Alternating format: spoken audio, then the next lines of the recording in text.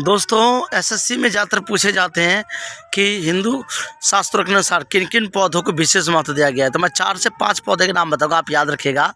पहला होता है केले का पत्ता, जिसे केले का पौधा जो होता है हमारे लिए वो बहुत शुद्ध माना गया है। दूसरा जो होता है आपका वो होता है हमारा वो है आम का वृक्ष। जो आम का वृक्ष देख रहे हैं आप, ये आम का वृक्ष जो होता है वो हमारे लिए बहुत ज़्यादा शुद्ध होता है, क्योंकि इसका जो पल्ला होता है, पल्ला का मतलब होता है इसका जो एक पौधे का जो अंश होता है, ये पूजा पाठ में हिंदू शास्त्रों में जो होता है सत्यनारायण भगवान का पूजा या कलश चढ़ता है देवी देवताओं का, उस कलश में इस आम के वृक्ष को पौधा शुद्ध माना गया है। तुलसी का वृक्ष की बात करते हैं तो तुलसी का वृक्ष जो होता है वो तुलसी देव के रूप में पूजा जाता है। तो इस तरह से हमारे लिए बहुत ज़्यादा शास्त्रों के अनुसार जो हमारे लिए इम्पोर्टेंट है वो वस्तु बहुत ज़्यादा मायने रखता है। इन वस्तुओं को प्रकृति के अनुसार देखा जाए कितना सौंदर्य लग रहा है। ये गाँव का हालात जो है, पूरा क्षेत्र किस तरह से नदियाँ होती हैं, तालाबें होती हैं, जो प्राचीन काल में लोग नदियों से नहाते थे वो आज दूषित होता जा रहा है। तो आप देख सकते हैं नदियाँ हमारे लिए बहुत ज़्यादा इम्पोर्टेंट है, जिसमें मछली पालन होता था और लोग आजकल इसमें जानवरों को नहलाते हैं और इस तरह से दूषित करते रहते हैं, देख सकते हैं। और लोग जो है नदी को विशेष, नदी जो होता है हमारा, इसका भी एक विशेष महत्व है कि ये इम्पोर्टेंट होता है हमारा लाइफ के लिए, प्राकृतिक के लिए। गांव के वातावरण में बिल्कुल शुद्ध वातावरण माना गया है, जहां पशु पक्षी आप देख सकते हैं, हर प्रकार के जो हमारे पेड़ पौधे हैं वो कितना शुद्ध माना गया, किस तरह से इन्वायरमेंट ने अच्छा रखा है हमारे लिए। तो मैं आपको बताता रहता हूँ और आज से मैं 2 दिन तक, लगभग 3 दिन बताऊँगा, 24-25 तारीख तक इन पेड़ पौधों के बारे में थोड़ा सा नॉलेज लेते रहिए, क्योंकि एसएससी में ज़्यादातर क्वेश्चन आ जाते हैं, वृक्ष के बारे में आ जाते हैं, कई सारे चीज़ के बारे में, क्योंकि क्वेश्चन जो होते हैं वो चीज़ों से मिलके, एक वस्तु से मिल करके एक इम्पोर्टेंट्स होते हैं हमारे लिए। और जितने भी राजनीतिक देखा जाए वो बहुत ज़्यादा इम्पोर्टेंट्स है। तो मैं आप सबको बताता रहता हूँ। जैसे कि देख सकते हैं आप, जो हमारे बिहार के क्षेत्र में यानी कि समस्तीपुर में आप देख सकते हैं कैसे जो है ये ताड़ी इकट्ठा कर रहे हैं। आप देख सकते हैं ताड़ी, ये ताड़ी बनाया जाता है। इसमें लोग क्या करते हैं, जहाँ से ज़्यादा इम्पोर्टेंट ताड़ी, जैसे कि खजूर के वृक्ष होते हैं और ये खजूर के वृक्ष में, नारियल के वृक्ष में आप देख सकते हैं किस तरह से यहाँ पे ताड़ी के लिए ये लोग यूज कर रखे हैं। तो ये बहुत ज़्यादा इम्पोर्टेंट है, क्योंकि इनसे यहाँ का नशीले पदार्थ का, और ये खजूर का जो पौधा होता है ये शुद्ध होता है। और ये ताड़ी हमारे सेहत के लिए, जब निमोनिया हो जाता है या कोई टाइफाइड हो जाता है, टीबी हो जाती है, तो गांव के लोग इससे उपचार के रूप में भी प्रयोग करते हैं। क्योंकि कई सारे हमारे दोस्तों का कहना है, कई सारे लोगों का कहना है, ये ताड़ी का जो पौधा है, जो हमारे ये खजूर का जो पौधा है वो शुद्ध होता है। आप देख सकते हैं किस तरह से बनाया जा रहा है ये। आप देख सकते हैं खजूर का पौधा, यानी इससे रस टपक रहा है और इस रस से टपक के जो है हमारे लिए सीधा जाके मटकी भरेगी और मटकी से किसानी से उतार करके और बाज़ारों में छान करके बेच देते हैं, कपड़ों से छान करके या किसी भी चाय छन्नी से छान के बेच देते हैं। तो ये सारे हमारे लिए बहुत ज़्यादा इम्पोर्टेंट है और इन चीज़ों को समझना चाहिए कि प्राकृतिक से में क्या क्या मिलता है। जानते होंगे आप, ये जो खजूर का वृक्ष है, इनसे खजूर का भी प्रोडक्शन यानी उत्पाद होता है और ये ज़्यादा होता है। इस तरह से आप देख सकते हैं बाँस को हिंदू शास्त्रों में एक विशेष महत्व दिया गया है, क्योंकि बाँस जो है वो बहुत ज़्यादा महत्वपूर्ण है संसाधन। यानी कि बाँस का जो प्रयोग होता है वो सबसे ज़्यादा मकान दुकान बनाने के लिए, और प्राचीन काल में, आजकल हम मानते हैं पटिया, गाटर, सीमेंट, ये हमारे लिए बहुत ज़्यादा इम्पोर्टेंट। लेकिन आप देख सकते हैं कि जो पटिया है, जो हमारे गाटर है, जिस तरह से सीमेंट है, उससे पहले कच्चे मकान होते थे और ये कच्चे मकान जो होते थे इन बाँसों से बने होते थे। तो ये हमारे बाँस हमारे लिए भी बहुत ज़्यादा इम्पोर्टेंट रखता है हमारे पेड़ पौधों में। और यहाँ के सबसे ज़्यादा जो बाँस है वो घनी मात्रा में पाए जाते हैं बिहार क्षेत्र में।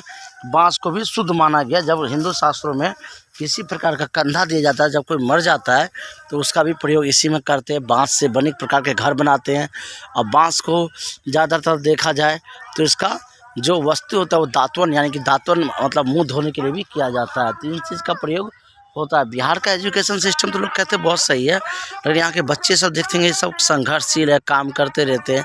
छोटे छोटे बच्चे लकड़ी तोड़ते हैं, लकड़ी बीनते हैं और ये अपने लकड़ी बीन करके अपने घर का दिन का आवश्यकता पूरा करते हैं। तो ये लोग अपने बच्चे जो हैं दिन पर दिन काम कर रहे हैं और बच्चे अपने आवश्यकताओं को पूर्ति करते, क्योंकि कमी बच्चे होते जो ज़्यादातर स्कूल जा पाते। ज़्यादातर कहते बिहार एजुकेटेड स्टेट है, लेकिन मैं मानता हूँ यहाँ पे जब मैं आया हूँ तो देख रहा हूँ कुछ बच्चे का स्ट्रक्चर्स बहुत ज़्यादा गरीबी से गुजरता है, क्योंकि अपने पढ़ाई लिखाई छोड़ के काम काज में लगे रहते हैं। तो यहाँ का बच्चे सब देख रहे हैं खेल रहे किस तरह से, और यहाँ पे जो लोग हैं प्रोटेक्शन करते हैं वो अपने खेती बाड़ी के माध्यम से ही करते हैं।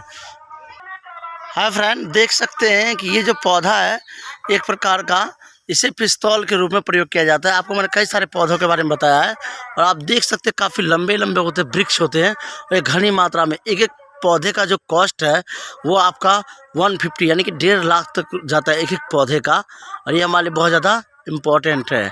हम एक बच्चे से इसके बारे में बात करेंगे, इसका नाम क्या और ये किस तरह से हमारे लिए कहाँ बिहार में किस मात्रा में पाया जाता है। क्या आप बता सकते हैं ये कहाँ पाया जाता है, किस तरह से, किस मात्रा में बिहार में सबसे ज़्यादा? इसे पालने के लिए किस प्रकार इसका मेहनत करना पड़ता है मज़दूरों को? सबसे पहले बताइए कैसे, इसको क्या नाम है इस पौधे का? ये इस पौधे का नाम है महोगनी। महोगनी। हाँ। और इसका सबसे ज़्यादा जो है एक पौधे का लगभग रेट कितना होता है? 1 से 1.5 लाख तक। 1.5 लाख तक का होता है। बहुत ज़्यादा इम्पोर्टेंट है। ये बच्चा है अभी पढ़ाई करता है बिहार में, समस्तीपुर में रहने वाला बच्चा है, बहुत बेस्ट है। और इनका नाम क्या नाम है आपका? शिवम कुमार। शिवम कुमार है, ये पढ़ाई करते हैं। इनका भी जिस तरह से मैं आप लोग को पढ़ाता हूँ 12th का, BA BCom का, BSc का, और जिस तरह से मैं SSC की तैयारी आप लोगों को करवाता हूँ, ये बच्चा भी है कह रहा है मैं पढ़ा होकर आर्मी की तैयारी करूँगा। इनके पिताजी मजदूर हैं और साधारण फैमिली से बिलोंग करते हैं। तो ये हमें काफ़ी सारे जो हैं बताएंगे किस तरह से हमारे बिहार के लिए कुछ वस्तुएं इंपॉर्टेंट है। चलिए आगे। दोस्तों देख सकते हैं खजूर का पौधा बहुत छोटा है, जो मैं आपको बताया था कि किस तरह से इसका किस तरह से इसका जो है वो बड़ा होने पे इसके किस तरह से तारी बनाया जाता है। मैंने आपको पीछे भी दिखाया था बैक में, ये किस तरह से छोटे छोटे पौधे हैं, और ये जो है काफ़ी मात्रा में पाए जाते हैं। तो आप देख सकते हैं भारी मात्रा में पाया जाता है। और आज मैं आपको इस सौंदर्य का, इस हरियाली का दर्शन करवा रहा हूँ, क्योंकि प्राकृतिक का इस सौंदर्य का आपको बड़े क्षेत्रों में नहीं मिल पाएगा। जब मैं आपको क्लास लेता हूँ तो आपको सारी नॉलेज देता हूँ, सारी ज्ञान की बातें बताता हूँ, मगर इस सौंदर्य का ज्ञान को आप कोई दे नहीं पाएगा, क्योंकि आपके लिए जिस तरह से इस सौंदर्य में बिहार का प्राकृतिक में किस तरह से हमारे सौंदर्य मिथिला धाम का है। तो आप देख सकते हैं मिथिला धाम में हमारे किस तरह से सांस्कृतिक और वातावरण पाए जाते हैं। अब मैं आपको बताता हूँ कि कई सारे पौधे में से ज़्यादा देख सकते हैं आप, छोटे से छोटे जो पौधे हैं हमारे, वो भांग के, जिससे कहते हैं ये भांग का पौधा है ना? ये भांग का पौधा है, ये भांग का पौधा है। हाँ, और ये भांग का पौधा है। आप देख सकते हैं इसकी जो इम्पोर्टेंट है ये हमारे लिए, क्योंकि इससे कई सारे जो कुछ लोग इसको नशीली के रूप में कई तरह से यूज करते हैं, और इसका जो प्राकृतिक वातावरण है वो हरी होता है और खुशबू बहुत अच्छा आ रहा है। और ये जो देख रहे हैं आप खेती, ये धान का है। तो धान नहीं, क्या चीज़ का? ये जई है, जौ का खेती है। ये बच्चा हमें बता रहा है कि जौ का खेती है, ये गेहूँ और ये गेहूं का है। आप जान सकते हैं कि हमारे लिए गेहूं किस तरह से किसान, हमारी माताएं किस तरह से खेती करते, किस तरह से अपने जीवन का पूरा योगदान देती है। मैं आपको ज़्यादा से ज़्यादा नॉलेज देता रहता हूं, जनरल नॉलेज बोर्ड पे बताता हूं, पढ़ाता हूं, लेकिन आज इस संदर्भ का मज़ा मैं खुद उठाते हुए आपको दिखा रहा हूँ किस तरह से इन्वायरमेंट हमारे सौंदर्य है। इस मिथिला धाम में लोग कोई राजनेता, कई सारे राजनीतिक पॉलिटिक्स यहाँ से बन के निकले हैं। चाणक्य के बारे में आप कहानी सुने होंगे, चाणक्य जैसे बड़े बड़े महाकवि, बड़े बड़े राजनेता यहाँ से निकले हैं, और फिर भी इस मिथिला को लोग इम्पोर्टेंस नहीं देते हैं। तो मैं आपको दिखा रहा हूँ यहाँ का जो सौंदर्य देखेंगे आप, चारों तरफ से खेती खेत है, हरा भरा है, वातावरण बिल्कुल साफ़ है, और यहाँ का जो सौंदर्य है ये बहुत ज़्यादा इम्पोर्टेंट है। ये किस चीज़ का वृक्ष हुआ, इसका नाम क्या है? जामुन का वृक्ष। आप देख सकते हैं जामुन का वृक्ष बहुत घना है, और ये जामुन जो है हमारे लिए बहुत ज़्यादा फल में जो होता है, जो फ्रूट जो होते हैं उसमें बहुत ज़्यादा इंपॉर्टेंट है। ऐसे ब्लैकबेरी के नाम से जाना जाता है, ब्लैकबेरी को जामुन कहते हैं। और आपको मैंने डेट्स के बारे में बताया, यानी खजूर के बारे में, और ये डेट्स हमारे लिए कितने इंपॉर्टेंट है। दोस्तों ये मस्टर्ड्स है, जी हाँ, सरसों का खेत है, और ये मस्टर्ड आप देख सकते हैं कितना अच्छा फ्लावर दिख रहा है, और भारी मात्रा में आप देख सकते हैं दूर दूर तक जो है, मैं आपको जूम करके दिखाता हूँ, भारी मात्रा में मस्टर्ड जो है वो उत्पाद किया जाता है, और इसको बाज़ारों में बेचा जाता है। तो मैं आपको ज़्यादा से ज़्यादा जो है क्वेश्चन दिखाते रहता हूँ और समझाता तो। आप लोग केले का देख सकते हैं, केले का जो फसल है वो तैयारी किया जाता है, और आपके जीवन के लिए बहुत ज़्यादा इम्पोर्टेंस है। जैसे कि मैंने आपको दवाई के बारे में बताया था, दवाई जो है हमारे लिए वो हर एक मेडिसिन से, तुलसी हो गया, तुलसी से भी काढ़ा बनाते हैं। इस तरह से विभिन्न प्रकार के होते हैं और यहाँ हर एक चीज़ पाए जाते हैं। जैसे कि देख सकते हैं गड्ढा खोदा गया है, यहाँ पे नदी तालाब के बारे में सूचना बनाया गया है। तो इस तरह से मैं आप लोग को विभिन्न प्रकार की चीज़ें बता रहता हूँ और आपको अनेक प्रकार के पॉलिटिक्स से जुड़े हुए चीज़ के बारे में बताता हूँ। आप देख सकते हैं यहाँ का वातावरण कितना शुद्ध और सामान्य अवस्थाएं पाए जाते हैं। और यह वीडियो आपको मैं पर तरह के बताता हूँ। मस्टर्ड के बारे में बताया मैंने आपको, जो मस्टर्ड का जो है बहुत अच्छा है, और उसके बारे में मैं विकास सर आके बताता रहता हूँ कि किस तरह से आपको हो गया। दोस्तों मैंने आपको कई प्रकार के चीज़ बताए हैं, आप देख सकते हैं इस स्ट्रक्चर्स मोमेंट में, इस वातावरण में।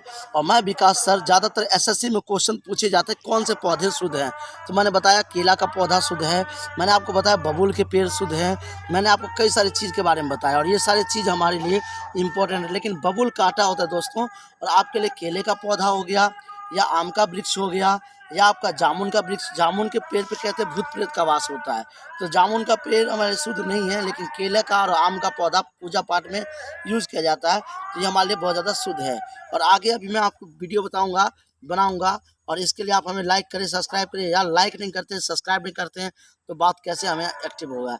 और एसएससी क्लास के लिए आप बने रहिए हमारे यूट्यूब चैनल पर, ऑनलाइन और ऑफलाइन दोनों अवेलेबल हैं। जय हिंद, वंदे मातरम।